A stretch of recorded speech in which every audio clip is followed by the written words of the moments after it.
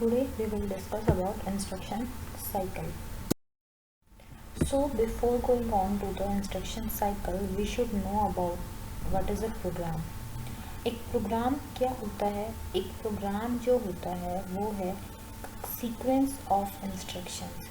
That is, program residing in the memory unit of the computer consists of a sequence of instructions. और जो भी programme हम execute करते हैं किसी भी कंप्यूटर के अंदर, एक प्रोग्राम को जब एग्जीक्यूट करेंगे तो वो प्रोग्राम जो है एक इंस्ट्रक्शन साइकिल से होकर जाता है। ठीक है, तो हर इंस्ट्रक्शन साइकिल के अंदर कुछ ना कुछ पार्ट्स होते हैं, कुछ ना कुछ साइकिल्स या फेजेस होते हैं जिसमें हम उनको डिवाइड करते हैं। बेसिकली एक इंस्ट्रक्शन साइकिल के अंदर कौन कौन से फेजेस होते हैं वो है fetch an instruction from the memory. First जो फेज़ है वो होता है कि हमें मेमोरी से एक इंस्ट्रक्शन को उठाना है जिसे हमें एग्जीक्यूट करना है। ठीक है, सेकंड होता है कि हमें उस इंस्ट्रक्शन को डिकोड करना है। पहले हमने क्या किया, हम क्या देखेंगे कि वो कहाँ पर प्रेजेंट है, फिर हमें उसका एड्रेस पता लग गया, वहाँ से हम उसको फेच कर सकते हैं। दूसरा है फिर हमें उसके कंटेंट को ट्रांसफ़र करवाना पड़ता है इंस्ट्रक्शन रजिस्टर के अंदर, क्योंकि वहीं पर वो एग्जीक्यूट होगी।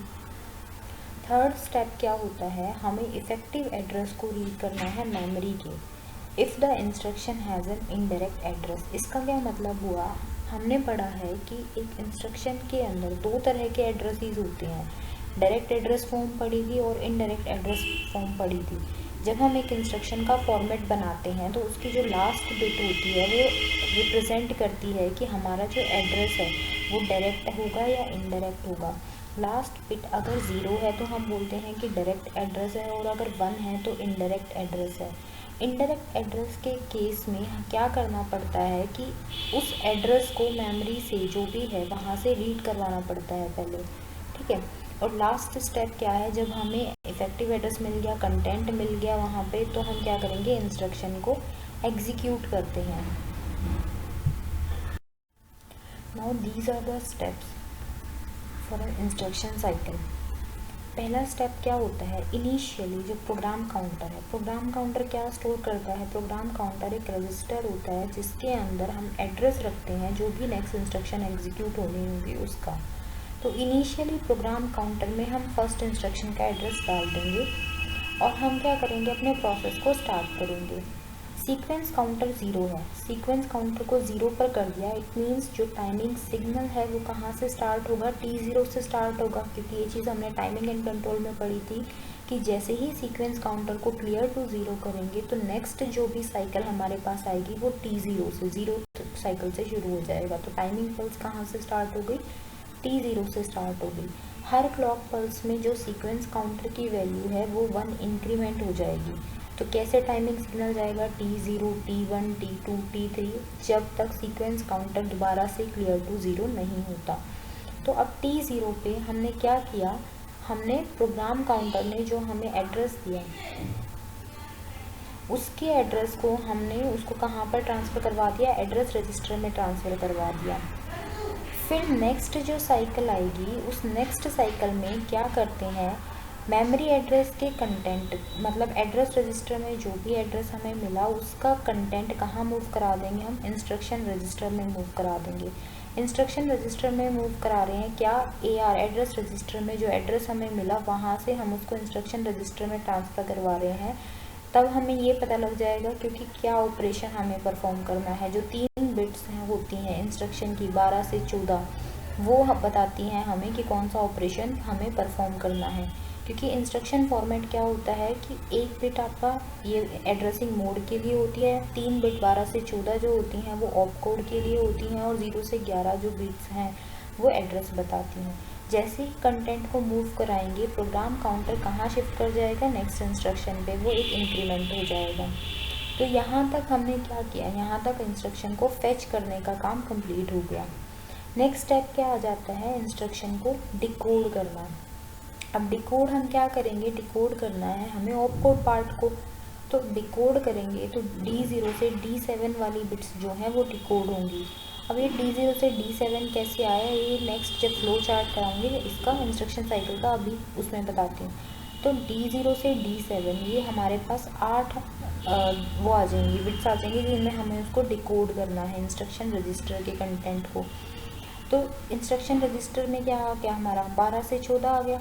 और एड्रेस रजिस्टर में हम क्या मूव करवा देंगे, जो एड्रेस है मतलब 0 से 11 पार्ट हमारा किसको डिनोट करता है, एड्रेस को डिनोट करता है, तो वो कहाँ मूव करा देंगे, एड्रेस रजिस्टर में मूव करा देंगे। और आई में क्या आ जाएगी 15th बिट आ जाएगी, क्योंकि आई क्या स्टोर कर रहा है कि किस टाइप का एड्रेस हम यूज़ कर रहे हैं। अगर आई 0 है तो डायरेक्ट एड्रेस, आई 1 है तो इनडायरेक्ट एड्रेस है। यहाँ पर हमने क्या बता दिया कि हमने कौन कौन से बिट के लिए क्या क्या चीज़ें यहाँ यूज़ की हैं।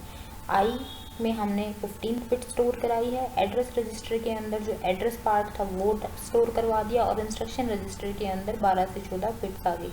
यहाँ डिकोडिंग का काम कंप्लीट हो गया। नेक्स्ट स्टेप जो आएगा वो ये बताएगा फिर कि हमें एग्जीक्यूशन पे जाना है डायरेक्ट, या फिर हमें इफेक्टिव एड्रेस रीड करना है मेमोरी से।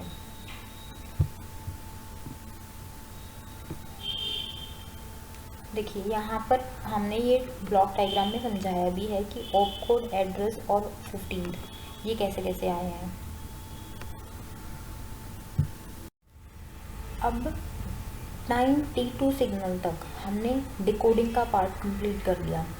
टाइमिंग सिग्नल जो डिकोडिंग के बाद हम जिस टाइमिंग सिग्नल पर जाएंगे वो है T3। तो T3 पे कंट्रोल यूनिट क्या डिटरमाइन करती है कि किस टाइप के इंस्ट्रक्शन को मेमोरी से रीड करना है। ठीक है, तो 3 तरह की हमारे पास इंस्ट्रक्शन होती है। T3 टाइम पर हमारे काम क्या है कि किस टाइप के इंस्ट्रक्शन को हमें यूज़ करना है और क्या एड्रेस हम यूज़ करेंगे। डिसीजन यहाँ पर लेना है कि वेदर इट इज़ डायरेक्ट और इनडायरेक्ट एड्रेस। उसमें भी फिर हमें क्या बताना है कि किस टाइप के इंस्ट्रक्शन है। 3 तरह की इंस्ट्रक्शन होती है, एक मेमोरी रेफरेंस होती है, एक रजिस्टर रेफरेंस होती है, और क्या होती है इनपुट आउटपुट इंस्ट्रक्शन होती है। हमारे D7 बिट जो है वो हम यूज़ करते हैं to decide the instruction type. तो decoder output D7 is equal to 1 if operation code is equal to binary value 111, क्योंकि 12 से 14 हम 3 यूज़ कर रहे हैं, वो 000 से लेकर 111 तक जाएंगी। तो इफ D7 इक्वल्स टू 1 तो instruction must be a resistor reference और इनपुट आउटपुट टाइप। अगर D7 जो है वो 0 होता है, मतलब 0 का मतलब क्या हो गया, 000 से लेके 110 तक ये जाएगा, तो ऑपरेशन कोड जो है वो मेमोरी रेफरेंस इंस्ट्रक्शन आ जाएगी। ठीक है, फिर इनडायरेक्ट और डायरेक्ट आ जाता है। अगर इनडायरेक्ट है तो हमें इफेक्टिव एड्रेस से मेमोरी से इफेक्टिव एड्रेस को रीड करना पड़ेगा।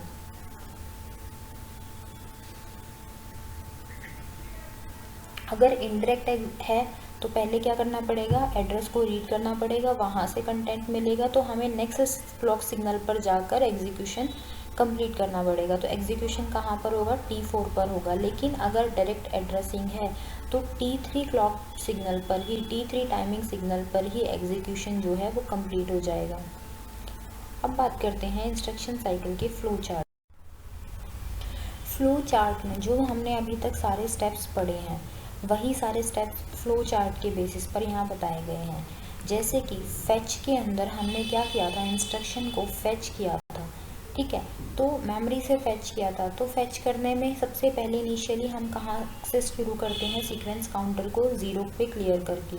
जैसे ही सीक्वेंस काउंटर को क्लियर किया तो हम किस पे आ गए, T0 टाइमिंग सिग्नल से शुरू कर देंगे, और प्रोग्राम काउंटर के अंदर जो एड्रेस होगा उसको कहाँ मूव करा देंगे, एड्रेस रजिस्टर के अंदर। नेक्स्ट स्टेप में क्या करते हैं कि एड्रेस रजिस्टर का जो कंटेंट है उसको मूव करवाते हैं इंस्ट्रक्शन रजिस्टर में, जो हमें क्या बताता है कि कौन सा ऑपरेशन हमें परफॉर्म करना है। और जब हमने ये सारा काम कंप्लीट कर दिया तो प्रोग्राम काउंटर एक नेक्स्ट इंस्ट्रक्शन पर इंक्रीमेंट कर जाएगा। तो T1 क्लॉक सिग्नल तक हमने क्या ऑपरेशन परफॉर्म किया, फेच। हमारा फेच वाला फेज़ कंप्लीट हो गया। नेक्स्ट जो फेज़ आता है वो है डिकोड ऑपरेशन।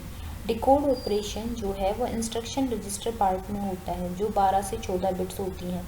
साइड में हिंट वाले पोर्शन में बताया है कि जो ऑपकोड की बिट्स हैं 12 से 14 जो हम डिकोडिंग के लिए यूज़ करते हैं वो किस फॉर्म में होती है। जब हम बोल रहे हैं कि D7 हम यूज़ कर रहे हैं इंस्ट्रक्शन टाइप को बताने के लिए, तो वो D7 यहीं से आती है। हम कहाँ से शुरू करते हैं, 000 से लेके 111 तक ये बाइनरी फॉर्म में वैल्यूज़ होती हैं। तो जो हमारी D7 बिट है, जो जिसमें तीनों बिट्स जो हैं वो 111 होती है, उसी को हम सिर्फ 1 कंसिडर करते हैं, ठीक है। और अगर ये वाली बिट है D7 मतलब 1 है, तो हम बोलते हैं कि जो इंस्ट्रक्शन है वो या तो रजिस्टर रेफरेंस है या फिर इनपुट आउटपुट रेफरेंस है। अगर 000 से लेके बाकी जितनी भी 7 बिट्स हैं 110 तक, ये सारी की सारी क्या इंडिकेट करती हैं, ज़ीरो। ज़ीरो का मतलब क्या हो गया, कौन सी इंस्ट्रक्शन है, मेमोरी रेफरेंस इंस्ट्रक्शन है। तो ये आपका डिकोड फेज़ आ जाता है। नेक्स्ट जो है T3 साइकिल पर हम किस पे आते हैं, डिसीज़न पे आते हैं कि कौन सा एड्रेस यूज़ करेंगे। अब D7 बिट यहाँ पर हमने यूज़ कर ली डिसीज़न के लिए। D7 0 है तो मेमोरी रेफरेंस, D7 1 है तो रजिस्टर या फिर इनपुट आउटपुट रेफरेंस आ गया। अब इसमें भी अगर मेमोरी रेफरेंस यूज़ किया, सपोज D7 जो है 0 है और ये मेमोरी रेफरेंस आ गया, इसमें एक हो गया डायरेक्ट और एक हो गया इनडायरेक्ट। डायरेक्ट और इनडायरेक्ट को हम 15th बिट से बता रहे थे, आई से बता रहे थे। आई अगर 0 है तो डायरेक्ट, आई अगर 1 है तो इनडायरेक्ट आ गया। अगर डायरेक्ट है तो हम सिंपली क्या करेंगे, इंस्ट्रक्शन एग्जीक्यूट करेंगे। तो इंस्ट्रक्शन एग्जीक्यूट हो जाएगा और सीक्वेंस काउंटर की वैल्यू फिर से 0 पे क्लियर हो जाएगी। अगर वो इनडायरेक्ट है तो हमें क्या करना पड़ेगा, पहले इफेक्टिव एड्रेस को रीड करना पड़ेगा और उसको एड्रेस रजिस्टर में मूव कराएंगे, देन वहाँ से इंस्ट्रक्शन एग्जीक्यूट होगी। सेकेंड केस क्या आ रहा था कि अगर हम रजिस्टर या फिर आईओ यूज़ कर रहे हैं, तो उसके केस में अब रजिस्टर कौन सी होगी और आईओ कौन सी होगी वो हमें 15th बिट से पता लगता है। अगर 15th बिट जो आई की वैल्यू है इंस्ट्रक्शन फॉर्मेट में, अगर वो 0 है तो रजिस्टर रेफरेंस, और अगर वो 1 है तो क्या आ जाता है, आईओ रेफरेंस आ जाता है। कैसे आता है ये, जैसे कि हम ऐसे यूज़ कर रहे थे, तो ये पार्ट होता है इंस्ट्रक्शन के लिए, ये एड्रेस के लिए होता है, ये ऑप कोड के लिए होता है और ये होती है आई बिट। तो ये जो ऑप कोड वाला पार्ट है जो हमने बोला, अगर ये D7 है तो ये किसको रिप्रेजेंट करता है, इंस्ट्रक्शन डी को किसको रिप्रेजेंट करता है, रजिस्टर या फिर आईओ को। अब रजिस्टर और इनपुट आउटपुट में से रजिस्टर कौन सी होगी, इनपुट आउटपुट कौन सी होगी। अगर ये आई जो 15th बिट है ये 0 है तो ये होगी रजिस्टर रेफरेंस, और अगर ये बिट क्या है 1 है तो ये क्या हो जाती है, इनपुट आउटपुट। ठीक है, अब रजिस्टर और इनपुट आउटपुट देख लिया। अब रजिस्टर है तो हम क्या करेंगे, एग्जीक्यूट कर देंगे T3 में ही रजिस्टर रेफरेंस को, और अगर T3 पे आयो है तो एग्जीक्यूट करेंगे इनपुट आउटपुट इंस्ट्रक्शन को। Then again we clear the sequence counter to 0, और जैसे ही सीक्वेंस काउंटर की वैल्यू क्लियर टू 0 होगी, हम कहाँ मूव कर जाएंगे, T0 क्लॉक सिग्नल पर मूव कर जाएंगे, क्योंकि ये सारी जब भी सीक्वेंस काउंटर 0 हो जाता है T0 पे जाते हैं, फिर से वो एक 1 बाय 1 हर क्लॉक पल्स इंक्रीमेंट होती जाती है, T0 T1 T2 until sequence counter again goes to 0। तो ये था आपका इंस्ट्रक्शन साइकिल, यहाँ पे कंप्लीट होता है। Next we will study about memory reference instructions.